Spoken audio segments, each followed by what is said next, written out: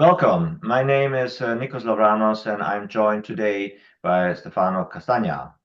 Hello, we are the co-editors of the second edition of International Arbitration and EU Law, which was just published by Edward Elgar. In this short video, we would like to give you a quick overview of the main elements of the book.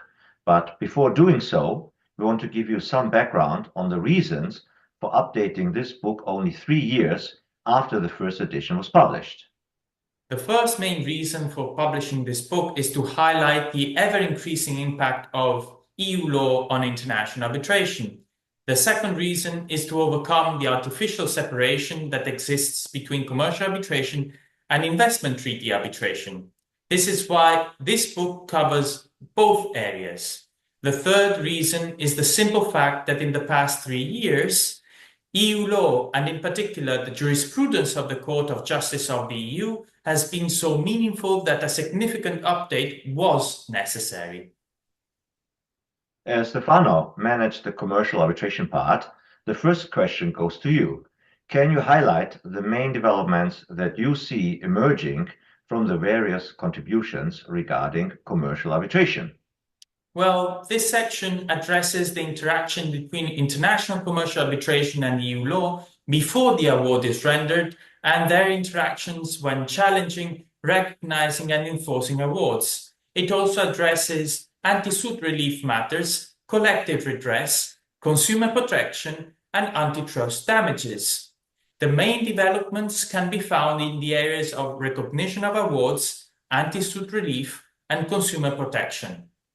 Nikos, could you please provide us with an overview regarding the main highlights of the part regarding investment arbitration?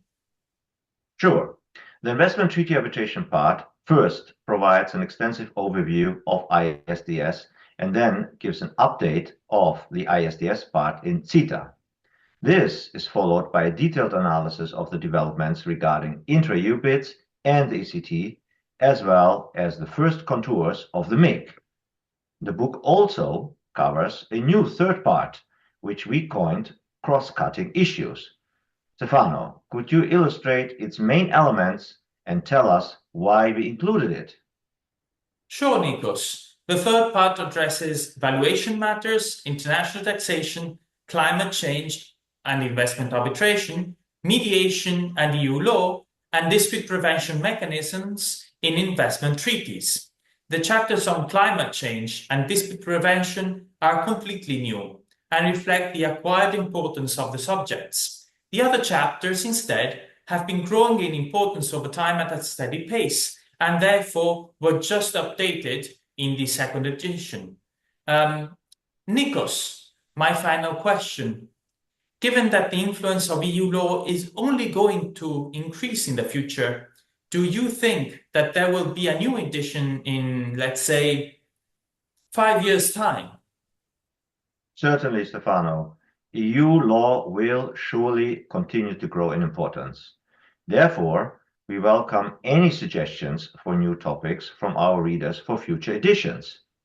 In the meantime, I'm also sure that practitioners and academics who deal with commercial and investment arbitration will find this book timely and useful. Indeed, and don't forget to order the book at Elga with a special 35% rebate using the code EFILA35 when you check out. Thank you very much for your attention.